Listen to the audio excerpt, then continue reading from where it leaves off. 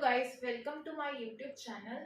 आज हम डिस्कस करने जा रहे हैं why angular momentum and spin quantum number never be aligned parallel to the parallel और anti parallel to the direction of the applied magnetic field.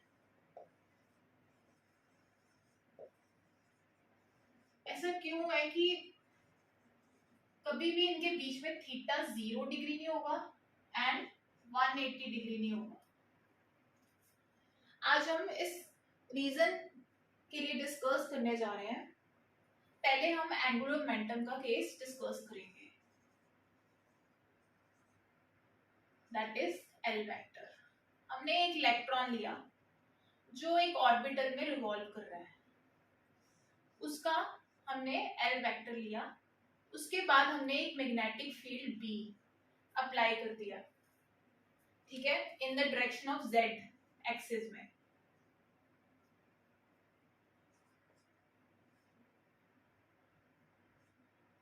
तो जो एल एंगुलर मोमेंटम है वो भी उसके आसपास रिवॉल्व करना शुरू कर देगा, process about the direction of magnetic field. ये ऐसे कोन की तरह प्रोसेस करना शुरू कर देता है, ठीक है, जिसे लार्मर प्रोसेशन भी कहते हैं। लार्मर प्रोसेशन में क्या होता है कि जैसे ये इलेक्ट्रॉन है और अगर हमने उसको मैग्नेटिक फील्ड में रखा है इन द जेड एक्सिस, तो इलेक्ट्रॉन, जैसे ये मैग्नेटिक फील्ड है तो इलेक्ट्रॉन इसके आसपास घूमना शुरू कर देगा in the form of conical cones बनने शुरू हो जाएगी ऐसे, ठीक है। तो ये लार्मर प्रोसेशन का है। तो जिसके बीच में एंगल होगा थीटा, ये थीटा एंगल होगा,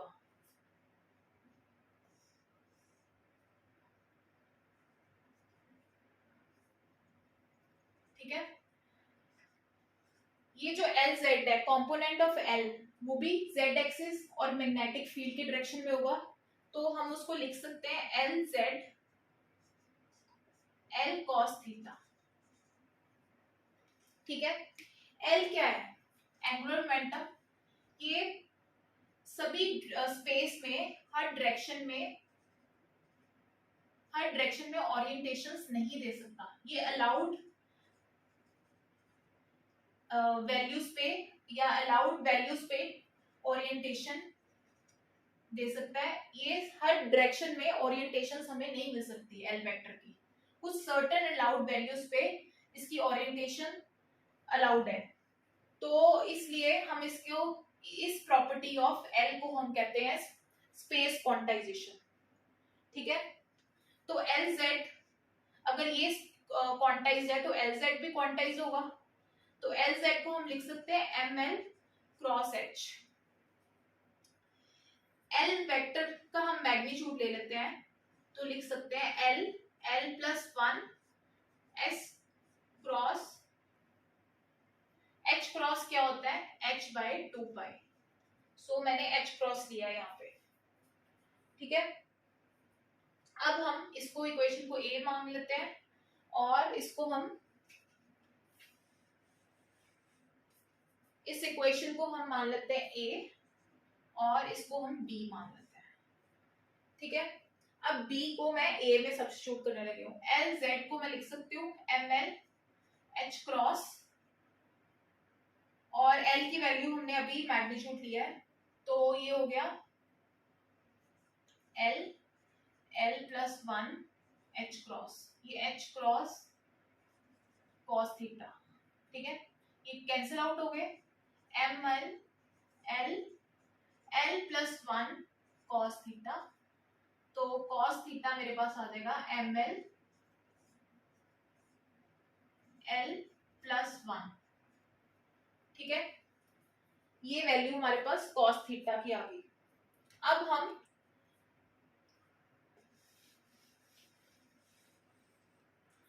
हम for l is equal to 2 के लिए कर रहे हैं, 2 सबशेल,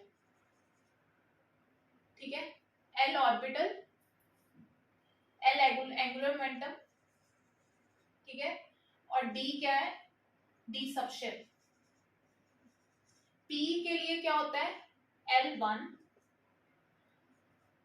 पी पी के लिए क्या होता है L1, S के लिए क्या होता है L0, D के लिए L2, F के लिए L3, सो ऑन। ठीक है, ये हम D सबशेल के लिए ले रहे हैं। तो L की वैल्यू है, L की वैल्यू है मेरे पास 2। तो अब हम वैल्यू सब्स्टिट्यूट करने लगे हैं, cos थीटा। तो ml क्या होगा, हमने ml की पिछले लास्ट लेक्चर में हमने ml की वैल्यू डिफाइन की थी कि ये होता है -L2 + L। क्यों, ml की वैल्यू होती है -L2 + L, तो ये आ जाएगा -2, -1, 0, +1 और +2, ये वैल्यूज आ जाएगी। और कंफर्म करने के लिए एक फॉर्मूला है 2L + 1। L क्या है यहाँ पे 2, 2 × 2 + 1, तो ये आ जाएगी 5 टर्म्स होनी चाहिए। और यहाँ से हम कंफर्म कर सकते हैं 1, 2, 3, 4 और 5। तो इसकी 5 टर्म्स आनी चाहिए, तो 5 ही वैल्यूज हैं ml की। तो अब हम इसमें सब्स्टिट्यूट करेंगे इस इक्वेशन में, दैट इज 1। तो cos थीटा -2, 2 × 2 + 1 -2 + 2 लेंगे +1, 2 × 2 + 1, 0 by 2 + 1, -1, 2 + 2 1 और -2, 2 + 1, ये वैल्यूज आ गई। अब cos थीटा क्या आ जाएगा, that is 2 by √6, 1 by √6, 0 by √6, -1 by √6 and -2 by √6, ये वैल्यूज आ गई। थीटा क्या आ गया, थीटा की वैल्यूज आ जाएंगी 35.6, 66 डिग्री अप्रोक्सीमेटली, ये 90 डिग्री, ये 114 एंड ये 144 डिग्री अप्रोक्सीमेटली। ये आप कैलकुलेट कर लेना, इसके अप्रोक्सीमेटली ही वैल्यूज आएंगी। तो अगर हम इसका डायग्राम ड्रॉ करें,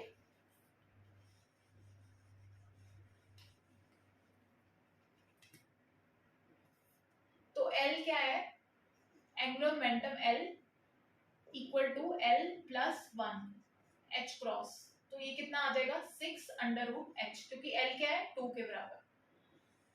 तो हमने एक फिगर ड्रॉ की,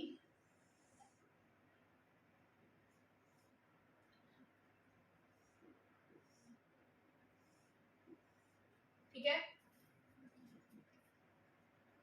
यहाँ पे मैंने वैल्यू दी इसकी √ इसकी 2h h क्रॉस, इसकी 1h, ये 0 डिग्री, ये -2h और ये -1h। 2h में एंगल कितना है 35.6, फिर 1h में एंगल है 66 डिग्री एंड 0 में 90 डिग्री। सिमिलरली ये, तो हम देखेंगे ये मेरा LZ मैग्नेटिक फील्ड की डायरेक्शन है, जिसमें LZ भी है। ठीक है, इसमें हमने चेक किया कि जो ये वैल्यूज है ये सब मतलब कुछ एंगल थीटा है, किसी के बीच में एंगल 180, 0 और 180 डिग्री नहीं है। ये कभी भी अलाइन नहीं हो सकते डायरेक्टली, पैरेलली और एंटी पैरेलली अलाइन नहीं है, कुछ ना कुछ एंगल है, कोई 180 और 0 डिग्री का एंगल नहीं है। ठीक है, तो ये इंडिकेट करता है कि ml की वैल्यू हमेशा लेस देन होगी L प्लस इसके, कभी ये वैल्यू इक्वल नहीं होगी। अगर तो इक्वल है तो इसका मतलब ये टोटली अलाइंड है। अगर इस मैग्नेटिक फील्ड है तो जो L की डायरेक्शन है टोटली पैरेलल और एंटी पैरेलल है। But here we can check कि ये वाली वैल्यू है, हमेशा ml की वैल्यू इस चीज से छोटी होगी, ठीक है। तो इसके बीच में कुछ ना कुछ एंगल्स आएंगे, तो ये directions of angular momentum never be align to the direction of magnetic field. तो इससे तो हमने ये प्रूव कर दिया कि L की डायरेक्शन कभी भी अप्लाइड मैग्नेटिक फील्ड के पैरेलल और एंटी पैरेलल नहीं होगी। तो अब हम स्पिन के लिए देखेंगे। स्पिन के लिए भी सेम है। अब स्पिन के लिए क्या है, सिमिलर स्पिन के लिए है spin s z m s h cross, ये भी क्वांटाइज्ड है। हम स्पिन की डायरेक्शन स्पेस में हर डायरेक्शन में नहीं ले सकते, ठीक है, कई किसी अलाउड डायरेक्शंस में ही स्पिन की डायरेक्शंस ले सकते हैं, जिसे कहते हैं स्पेस क्वांटाइजेशन। तो इसको भी हम क्वांटाइज कहेंगे, ठीक है। तो एस वेक्टर क्या है मेरे पास, उसकी क्या वैल्यू है, S S plus one H cross, S Z ये आ जाएगा एस कॉस थीटा, सिमिलर जैसे हमने एल के लिए सॉल्व किया, ठीक है। तो कॉस थीटा की क्या वैल्यू आ जाएगी, एम एस, ये कैसे आएगी, substitute the value of S Z here, A into this one. तो हम देखेंगे एम एस एच क्रॉस, ये भी वैल्यू इसमें डाल दो, तो ये आ जाएगी s plus one cos theta h cross, ये एच क्रॉस तो गया, ठीक है, m s by s plus one equal to cos theta. अब स्पिन की वैल्यू हमेशा प्लस हाफ ही होती है, ठीक है, 1/2 ही स्पिन की एक वैल्यू है, बट जो मैग्नेटिक स्पिन क्वांटम नंबर होता है उसकी वैल्यू होती है प्लस माइनस हाफ, ठीक है। इन दोनों चीजों में कंफ्यूज नहीं होना, क्योंकि स्पिन की वैल्यू हमेशा पॉजिटिव होगी हाफ, ठीक है, बट इसकी मैग्नेटिक स्पिन क्वांटम नंबर की वैल्यूज हम लेते हैं प्लस और माइनस हाफ, इसकी दो ही वैल्यूज होगी प्लस और माइनस हाफ। या स्पिन पैरेलल चल सकती है मतलब अपवर्ड डायरेक्शन में हो सकती है या डाउनवर्ड, अगर अपवर्ड में है तो प्लस हाफ, अगर डाउनवर्ड में है minus half, but spin quantum number की हमेशा वैल्यू होगी हाफ, ठीक है। तो अब हमने यहाँ पे वैल्यूज पुट कर देनी है, स्पिन की वैल्यू होती है प्लस हाफ और माइनस हाफ, तो इसमें वैल्यू पुट कर दी पहले प्लस हाफ के लिए, स्पिन क्या है, एस क्या है, हाफ, हाफ प्लस वन, ठीक है, माइनस हाफ, ये आ जाएगा कॉस थीटा,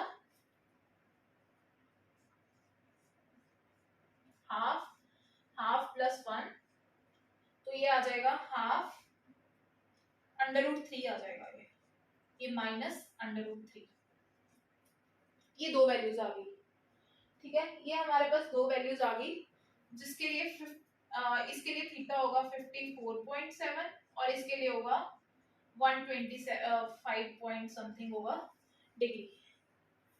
तो ये दो वैल्यूज आ गई मेरे पास स्पिन की, ठीक है, थीटा की वैल्यूज।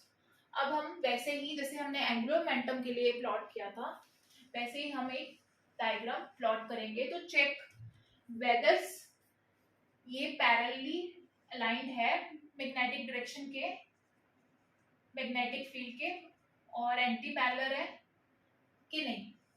तो ये हम वैल्यूज के साथ एक्सपेरिमेंटली प्रूव कर रहे हैं कि विद कैलकुलेशंस ये आ गई स्पिन की वैल्यू, यहां पे आ गया माइनस हाफ एच क्रॉस, यहाँ पे आ गया प्लस हाफ एच क्रॉस, ठीक है। स्पिन को हमने लिख दिया, स्पिन क्या है s प्लस s प्लस 1, तो ये आ जाएगा स्पिन की क्या वैल्यू है हाफ, हाफ प्लस 1, ठीक है। तो यहाँ पे आ जाएगा हाफ 3/2 अंडर रूट 3/2, ये वैल्यू आ गई, ठीक है h। तो यहाँ पे देखा हमने, इसमें है 54.7 और ये है एंगल, ये एंगल है 125.7 डिग्री, ठीक है। तो इससे ये पता लगता है, ये मैग्नेटिक फील्ड की डायरेक्शन, ठीक है। इससे ये पता लग रहा है कि स्पिन भी कभी भी पैरेलल और एंटी पैरेलल नहीं होगी to the direction of applied field, theta की कुछ ना कुछ वैल्यूज होंगी।